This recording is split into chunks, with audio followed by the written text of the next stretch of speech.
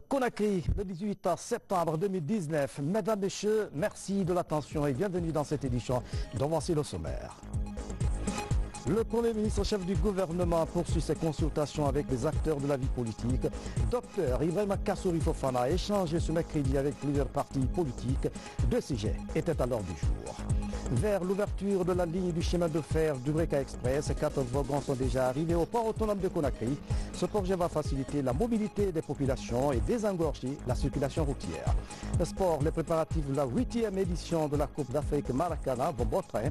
Plus de 4 millions de spectateurs sont attendus à Conakry. Le ministre des Sports a reçu le président de la commission d'organisation.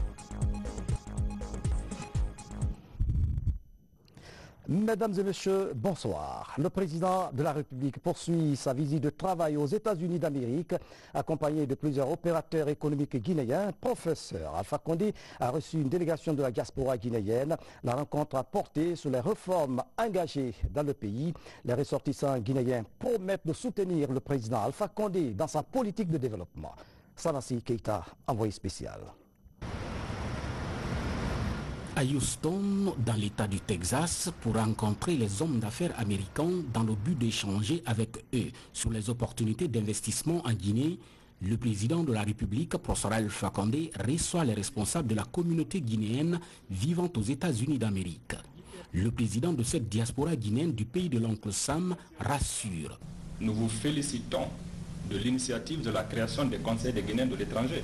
Parce qu'il faut le rappeler, si nous sommes ici aujourd'hui, c'est justement grâce à cette brillante initiative qui a été la vôtre. Parce que l'initiative de ces journées économiques est une initiative du Conseil des Guinéens de l'étranger des États-Unis d'Amérique. Et donc, tout ce qui va transpirer de ces rencontres de demain, vous en êtes l'auteur et l'initiateur. Comme cela, ces initiatives que nous avons vécues et que nous sommes en train de vivre, nous pourrons les élargir pour, encore une fois, vous accompagner dans cette politique d'émergence à laquelle nous croyons fermement. Le président de la République fait une mise au point également, ici à Houston, concernant sa présence aux États-Unis d'Amérique, comme précisé dans la note officielle de l'ambassade de Guinée à Washington. Une présence axée essentiellement sur le renforcement des relations économiques et commerciales entre la Guinée et les États-Unis d'Amérique. Pas venir en Amérique faire la politique. La politique guinéenne se fait en Guinée. J'étais très clair et j'ai dit à Voix de l'Amérique que je ne suis pas venu discuter politique. On dit politique en Guinée. Si on doit faire des changements, c'est les Guinéens, ce n'est pas l'extérieur. La Guinée n'a pas voté non à 58 pour être l'État le plus indépendant. Ce n'est pas pour retourner sous la domination de quelqu'un. Moi, je m'en fous de ce que j'en passe à l'extérieur. Ils n'ont qu'à écrire ce qu'ils veulent. C'est le peuple guinéen qui décide, qui vote, c'est eux qui m'ont élu. Moi, je suis venu ici pour attirer les capitaux américains. Je ne suis pas venu chercher un soutien, je n'ai pas besoin de soutien. Mon soutien, c'est le peuple guinéen. C'est le peuple guinéen qui m'a élu. S'il y a des gens qui pensent qu'il faut venir chercher l'appui à l'extérieur, c'est leur problème. Moi, je suis venu pour attirer les hommes d'affaires en Guinée. Je reconnais que les Américains nous ont aidés, parce que dans la bagarre que j'ai eu avec Steinmex pour récupérer ce monde de AE2, la Guinée est un petit pays, Steinmex est un multimilliardaire. Il a fallu le FBI, des Américains, des Suisses, Français, pour qu'aujourd'hui on puisse récupérer. Professeur Alpha Condé appelle par ailleurs ses responsables de la communauté guinéenne des États-Unis d'Amérique à se départir de toute considération ethnique et communautariste pour mettre au centre de leurs préoccupations la Guinée. Nous souhaitons que d'autres rentrent, mais tout le monde ne peut pas être fonctionnaire. Parce que c'est pas le rôle de l'État de créer les conditions les meilleures pour l'émancipation des entreprises privées. Donc, je pense que nous sommes prêts à vous accompagner, à vous créer les meilleures conditions, mais je ne vais pas vous prendre comme des bébés. Je vous prends en marche comme des adultes, mais pas vous prendre comme des bébés. Maintenant, on est à votre disposition. Moi, je ne suis pas démagogue. Je ne parle pas pour faire plaisir. Je dis ce que je pense. Après, ça ne me plaît pas, je dis ce que je pense. Maintenant, parce que je cherche à faire plaisir aux gens, ça ne sert à rien. On est des adultes, on doit se passer franchement. Donc, voilà. Et puis, un pays ne peut pas avancer lorsqu'on réfléchit en peul, en malinqué, en sous-sous. Mais, quelle est la différence entre un paysan de Leloua, un paysan de Youmou, un paysan du fond de Mandiana? Et quelle est qu'est-ce qu'il y a de commun entre le petit paysan Peul là et le grand commerçant Peul? Qu'est-ce qu'il y a de commun entre le petit paysan de Signy et le grand diamantaire de Signy? Qu'est-ce qu'il y a de commun? Il n'y a rien. Donc, ils sont plus ensemble que le grand commerçant Peul, mais que le grand diamantaire Malinké. Mais si vous vous laissez entraîner dans des questions ethniques, etc.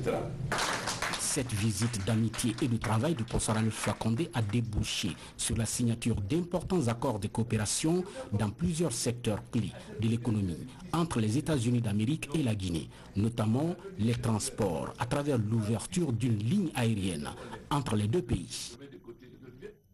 À Conakry, les consultations se poursuivent à la primature. Ce mercredi, le Premier ministre chef du gouvernement, Dr Ibrahima Kassory Fofana, a reçu tour à tour plusieurs formations politiques, à savoir le PTS, le PTS, le RDIG, le PGRP et le bloc de l'opposition constructive. L'accent a été mis sur l'organisation des élections législatives et la révision constitutionnelle. Hadi Kamara. Les consultations entre les premiers ministres et les acteurs sociopolitiques de la nation vont bon train. Cet après-midi, Dr Ibrahima Kassory Fofana a reçu le PTS, Parti du Travail et de la Solidarité. Ici, l'accent est mis sur les législatives et autres questions relatives aux préoccupations nationales. J'ai été parmi les premiers à proposer ici une révision, sinon un changement de la Constitution. En 2012-2013, les débats existent, les enregistrements sont là. J'ai dit qu'il fallait une Constitution à mandat unique de 7 ans. Aucun homme politique, en privé, on me soutenait. Mais officiellement, personne ne m'a soutenu. Nous ne sommes pas venus ici pour dire je suis pour ou je suis contre. Nous sommes venus pour parler de la modalité et comment on peut agir autrement. C'est dans le même cadre que le PGRP, Parti guinéen pour la Renaissance et le Progrès, est venu rencontrer le Premier ministre. Sans tabou, tous les sujets ont été épluchés selon l'esprit des consultations. Il s'agit des élections législatives et de l'opportunité d'avoir une nouvelle constitution pour la Guinée. Nous avons été mandatés par notre parti de livrer un message à Monsieur le Premier ministre. Et nous lui avons dit que nous avons répondu à son invitation parce que nous respectons les institutions de la République et parce que nous avons foi au dialogue. Puis c'est le tour de RDIG, Rassemblement pour le développement intégré de la Guinée. Il est venu échanger avec le Premier ministre sur la promotion des valeurs républicaines en Guinée. Peu après lui, le Premier ministre a reçu le bloc de l'opposition constructive, BOC en abrégé. Ici aussi, les mêmes préoccupations ont été posées et le parti a donné son avis sur les questions. Nos préoccupations majeures ont été dégagées, mais nous avons des préoccupations par rapport à chaque parti politique dont on va consigner dans un mémo et le déposer dans les jours à venir. Sur la question liée à la Constitution, on n'en discute pas comme c'est le Front National pour la défense de la Constitution, nous sommes tous membres, mais nous venons pour l'écouter. Et nous l'avons écouté. Je pense que dans le mémo, nous allons détailler nos positionnements et il va rendre compte à qui des droits.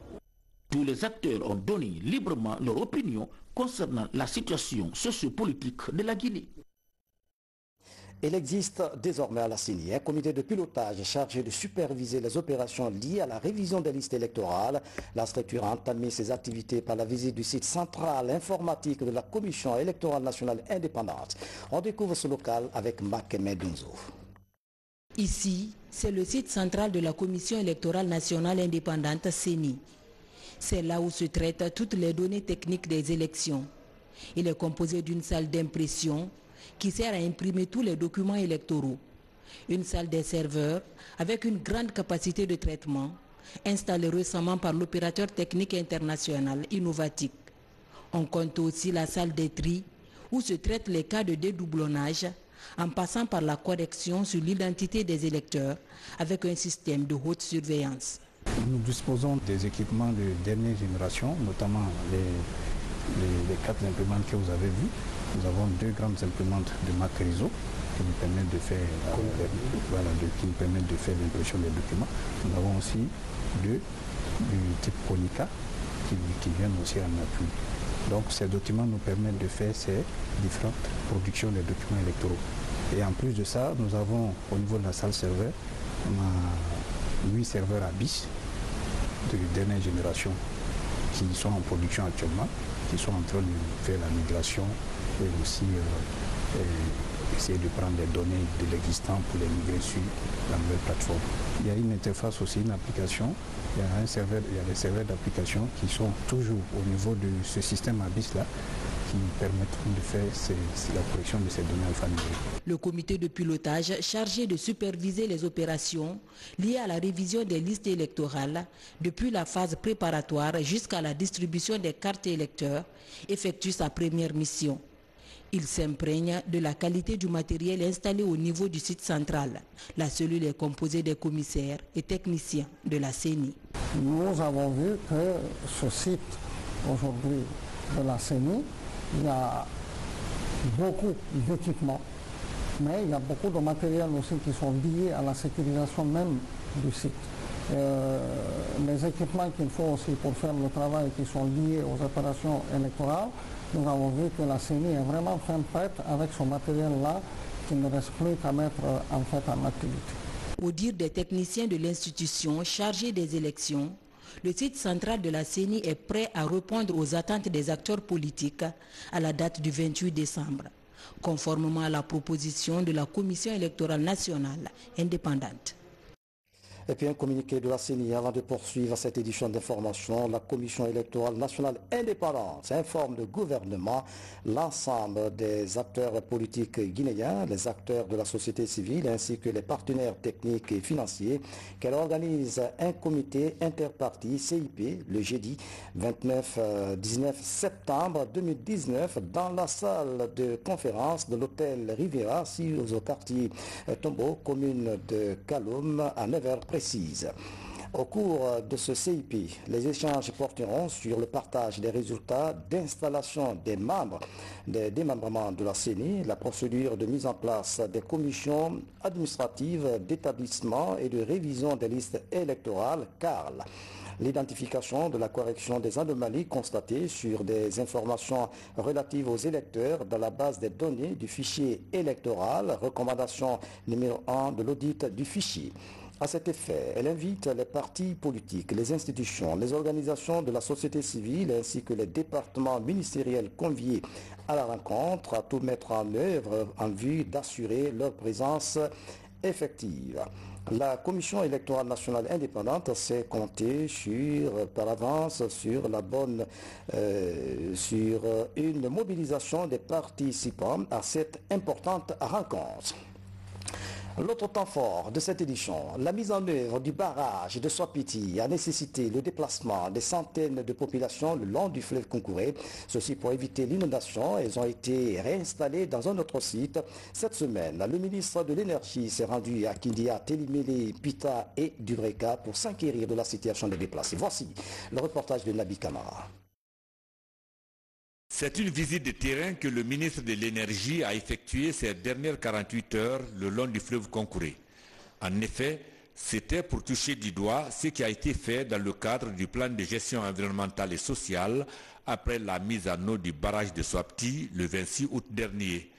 Le ministre a rencontré les populations qui ont été réinstallées dans les sites de Kimfaya, Kondonlof, Madina Kanyagiri, vu leur état, les écouter pour connaître leurs vrais problèmes après leur déplacement. Nous sommes très heureux d'être porteurs vraiment du fait que notre sacrifice va servir toute la République de Guinée et peut-être hors de la République de Guinée en acceptant de nous déplacer pour que l'État guinéen puisse se servir, donner de l'électricité à la République de Guinée pour le développement endogène et exogène de la République de Guinée.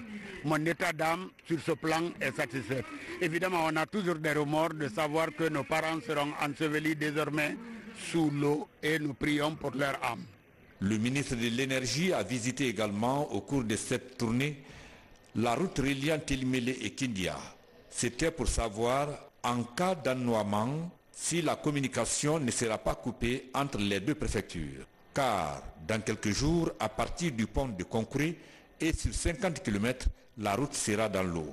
Heureusement, de gros efforts sont en train d'être faits dans ce sens pour éviter cette éventualité, comme la construction de 2 ponts sur les fleuves Concouré et Kakrima. C'est du progrès, c'est de l'amélioration des conditions de vie des populations, c'est du développement socio-économique local pour améliorer les conditions primaires afin que ces populations bénéficient grandement de l'impact économique aussi. Si ça a été négatif en les déplaçant, on compense tout ça par la création d'autres activités leur permettant de mieux vivre.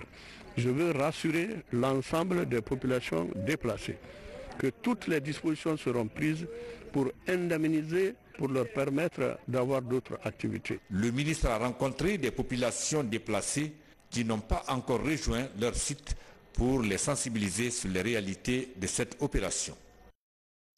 Dans l'actualité encore, accostage au port autonome de Conakry de 4 wagons pour l'ouverture de la ligne du chemin de fer du Breka Express. Inscrit dans le plan de déplacement urbain de Conakry, ce projet de transport public va soulager les usagers de la route confrontés à de multiples difficultés de mobilité. Le point avec Fodekala. L'agenda de l'ouverture de la ligne de chemin de fer Kaloum km 5 se précise. Pour compléter l'arsenal technique, ces 4 wagons suisses, d'une capacité de près de 78 places assises, vont s'ajouter à la locomotive de la Société nationale des chemins de fer et aux 6 wagons à écartement métrique déjà disponibles. Aujourd'hui, nous sommes à bord d'une des voitures voyageurs. Cela traduit la volonté du ministre d'État en charge des transports d'améliorer le transport public et la mobilité des populations de la capitale et de ses environs. C'est des wagons qui ont une capacité de 76 à 78 places assises, ce qui signifie que cela va beaucoup aider nos populations et très prochainement nous pouvons mettre le train du Breka Express en marche. Circuler à Conakry aux heures de pointe est un casse-tête pour les populations. Le plan de déplacement urbain de Conakry, initié par le ministère des Transports, privilégie le transport ferroviaire. A priori, connecter la banlieue à la presqu'île de Kaloum. Pourtant, ces wagons, datant des années 60, font grincer des dents. Beaucoup de commentaires autour de ces wagons, mais ces wagons ont été remis à neuf. Ils peuvent encore circuler une 50aine d'années.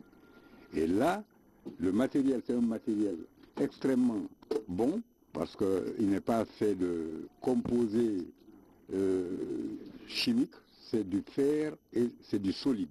En attendant la fin des négociations avec les responsables de Russal Frigia, ce second train de passagers d'une dizaine de wagons va desservir les 45 km de l'axe Conakry du Breka pour soulager de milliers d'usagers.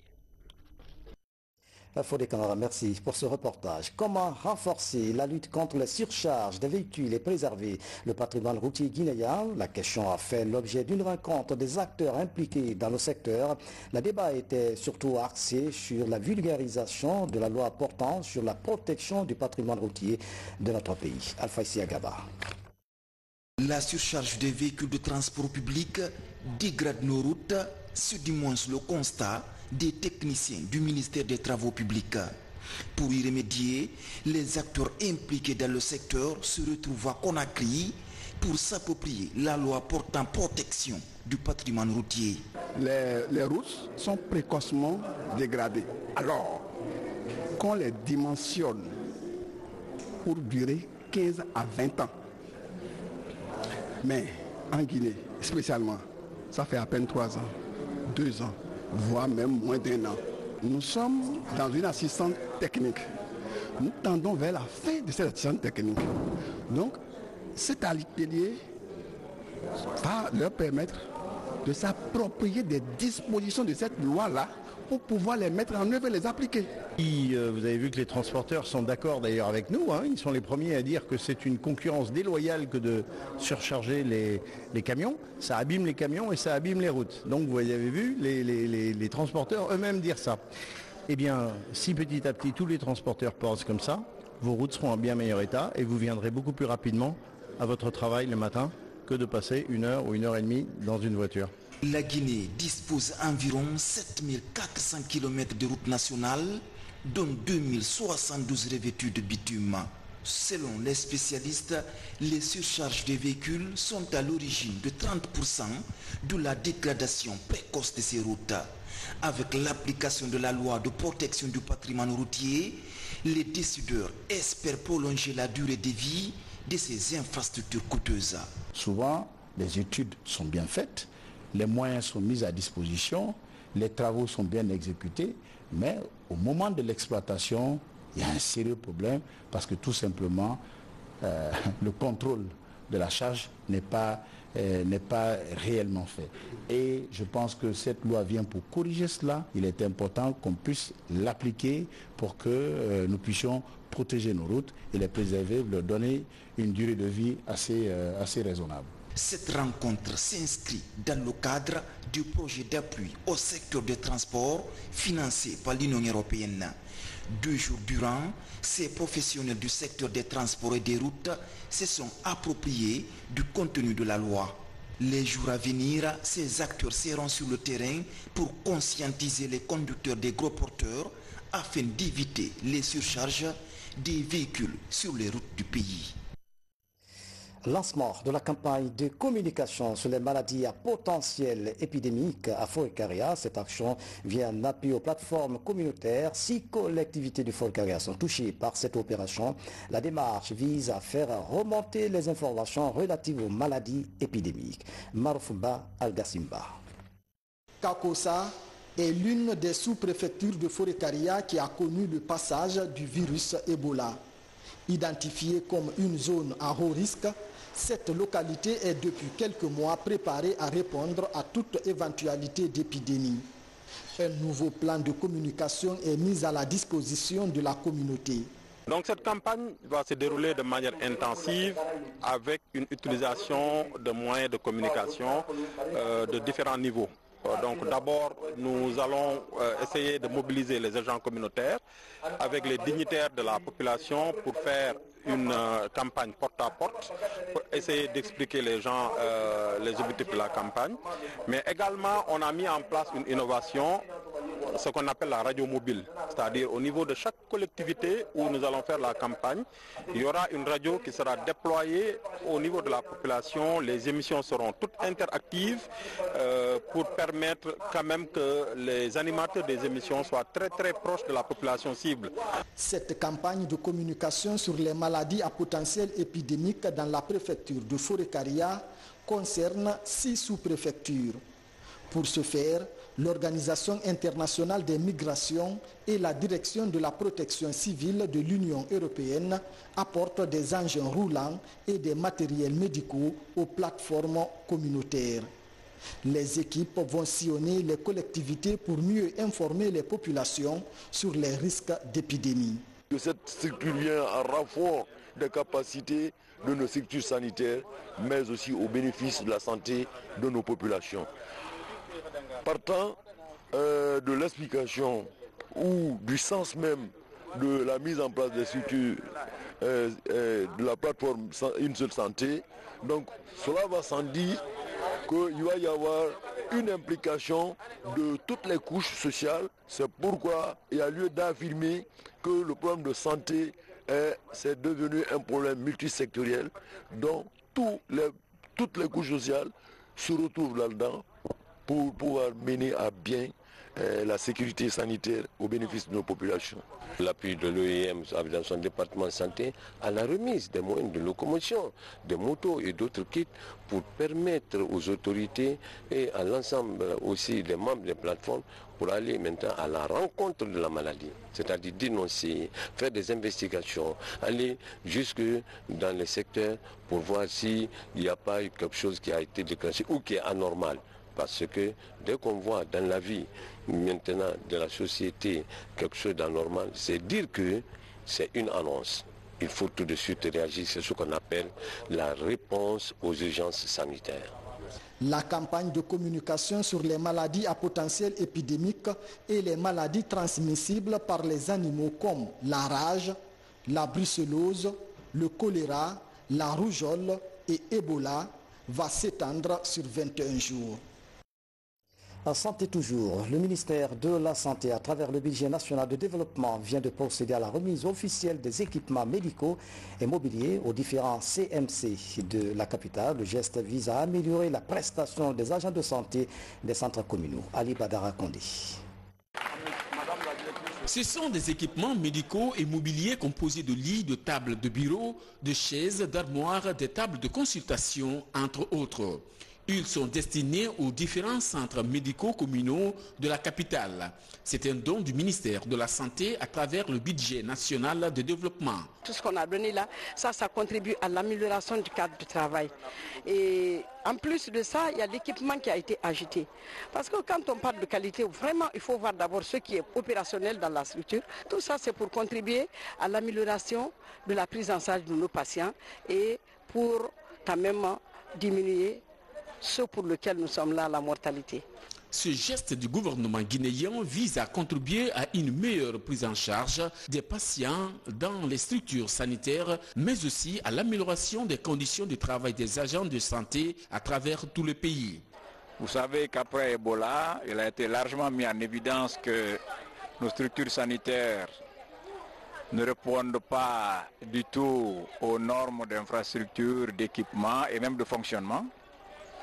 L'État a décidé dans son plan national de développement économique et social et dans le plan national de développement sanitaire d'accorder une place importante à l'amélioration des conditions de travail et de prise en charge dans les structures sanitaires à tous les niveaux. C'est dans ce cadre que de gros investissements ont été faits, parmi lesquels ces investissements en équipement pour améliorer non seulement la nature et le niveau des ressources qui sont utilisées pour soigner les gens, mais aussi pour faciliter les conditions de séjour des malades dans les structures sanitaires. Selon les spécialistes de santé, depuis 2018, l'État guinéen a injecté plus de 60 milliards de francs guinéens dans le domaine de la santé. Cette opération de distribution de kits sanitaires va se poursuivre sur toute l'étendue du territoire national. Dans l'actualité encore, la 6e réunion des organes de promotion du commerce de l'Afrique francophone se tient à Conakry. Les 11 pays de cette organisation comptent élaborer un nouveau plan stratégique de promotion des exportations. L'opération est pilotée par l'AFD, le Centre du commerce international et le Business France. Falilou Diallo suit les travaux. Élaborer un plan stratégique de promotion des exportations, les organes du commerce de l'Afrique francophone en font leur cheval de bataille. Après Douala, Conakry abrite les travaux de la 6e réunion de cette organisation.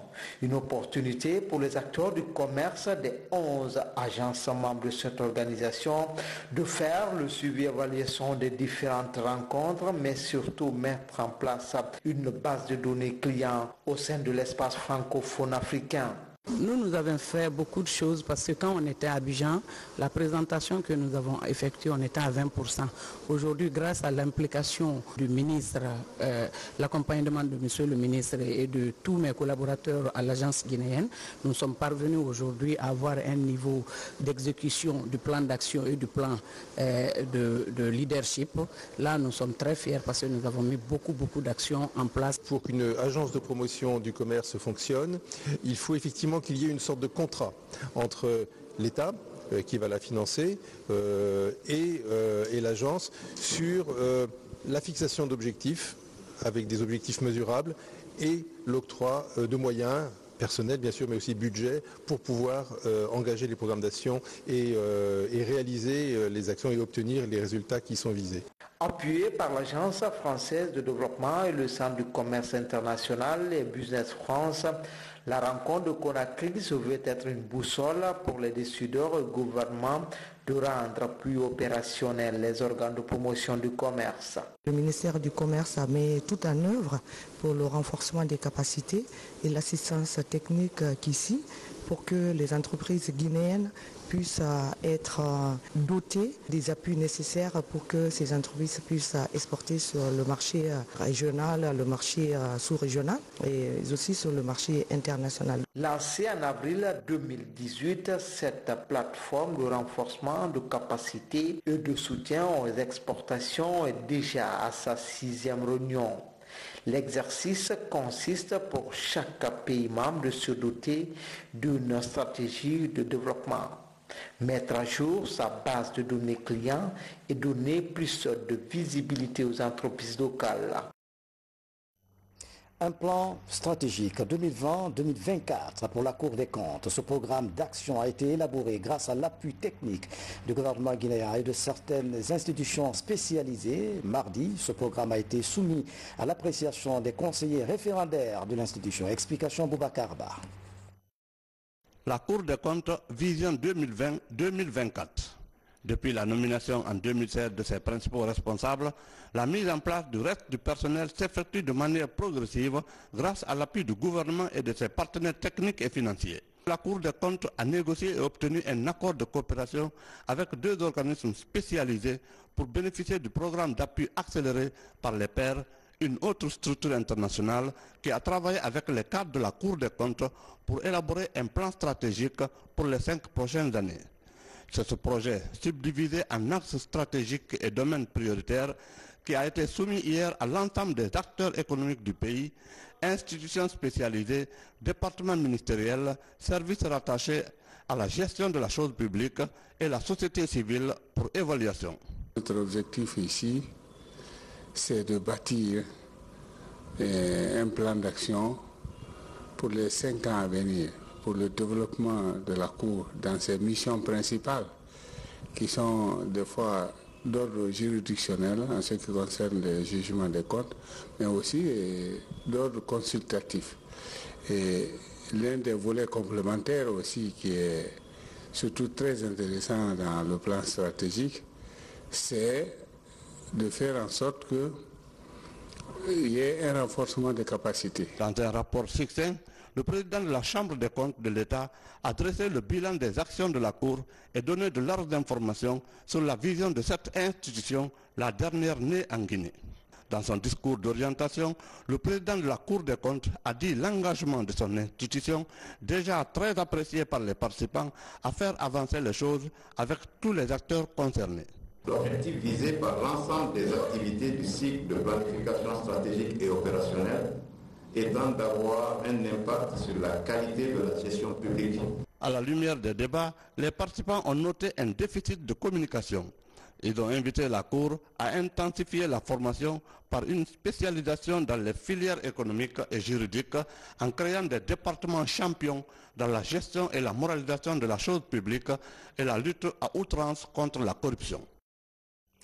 En plus bref, le projet PNAFA a réalisé de nombreuses infrastructures agricoles pour les producteurs de Dabola, Dinguira et Farana. Une mission conduite par le gouverneur de Farana est allée évaluer le niveau d'avancement du projet. Plus de 30 milliards de francs guinéens sont investis dans les travaux. Le reportage de Silati Kourma et Moussa Bangoura dans nos prochaines éditions d'information.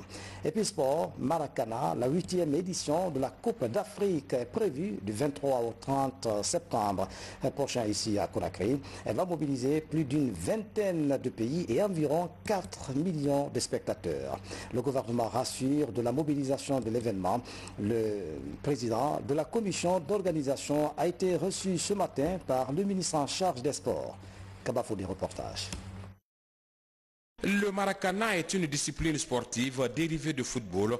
Il se pratique sur un espace réduit avec 6 joueurs contre 6 sans gardien de but. Il a atteint un niveau élevé avec les fédérations sportives nationales et une fédération internationale appelée FIMA qui organise depuis 2012 la Coupe d'Afrique des Nations de Maracana.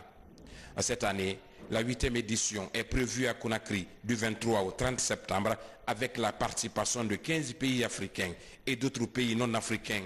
Le président de la fédération internationale est à Conakry. C'est une assurance que je suis venu leur apporter et puis m'enquérir des réalités également de l'avancée donc des préparatifs Et Dieu merci, nous avons rencontré un ministre Ragayardi par le soutien du chef de l'État et du Premier ministre, son Excellence Kassori Fofana, qui ont rassuré notre interlocuteur de ce que la fête sera belle, non seulement pour les 15 pays participants qui viennent à la tête donc des délégations de 30 équipes nationales, mais également des 37 autres pays observateurs qui viennent en Guinée pour s'assurer de ce que le Maracana est une discipline de convivialité, de fraternité, d'amitié. À 72 heures du coup d'envoi de cette compétition internationale, les préparatifs vont bon train. Les commissions s'activent. Le ministre des Sports rassure de la volonté et de l'engagement du gouvernement à faire de Conakry pour la circonstance la capitale de Maracana. Depuis janvier d'ailleurs, nous sommes en train de travailler sur cette grande fête et aujourd'hui nous avons discuté sur les derniers détails parce que ce qui est sûr, la semaine prochaine, les activités vont commencer. Il y aura 15 pays qui vont participer à la compétition et il y aura près de 35 autres pays qui viendront comme observateurs et voir s'ils peuvent adhérer ou pas. Mais je suis sûr qu'après la rencontre de Conakry, tous les hésitants accepteront d'adhérer à cette grande organisation. Donc la Guinée est fin prête pour recevoir tous les pays membres de la Fédération internationale de Maracana. Le choix de la Guinée pour abriter cet événement s'explique par le fait que le Maracana se pratique dans le pays et tout en favorisant la cohésion intergénérationnelle. La Guinée mérite donc ce sursaut solidaire parce qu'en Guinée déjà, sans le vouloir, les jeunes Guinéens pratiquaient, sans le savoir, pratiquaient le Maracana. Vous savez que les rues à tout bout de champ, de Cancan, passant par Lola jusqu'à Conakry, sont barrées pendant les vacances, pendant les périodes donc de week-end, au niveau de cette pratique, au niveau de l'édification des infrastructures, pour sortir ces jeunes-là de la rue où ils sont et les emmener là où il faut. Les premières délégations ont commencé à regagner Conakry. La cérémonie d'ouverture est prévue pour le 26 septembre au gymnase du stade du 28 septembre.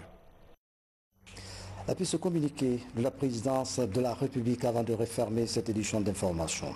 C'est avec une vive émotion que son Excellence, Monsieur le Président de la République, professeur Alpha Condé, a appris l'incendie qui s'est produit dans la nuit du mardi au mercredi 18 septembre 2019 en banlieue de Monrovia au Libéria dans un centre scolaire coranique qui a coûté la vie à au moins 28 personnes dont plusieurs Guinéens. En cette douloureuse circonstance, Monsieur le Président de la République, professeur Alpha Condé, présente ses condoléances les plus attristées au peuple libérien, à la communauté guinéenne du Libéria et à la nation tout entière. La Guinée suit de près l'évolution des enquêtes diligentées par le gouvernement libérien pour déterminer les origines du sinistre et remercie le président Georges Weah qui s'est rendu avec une forte délégation sur les lieux du sinistre. Le bureau de presse de la présidence de la République. C'est la fin de cette édition à tous. Merci de nous avoir suivis. Excellente soirée où que vous soyez dans le monde. À demain.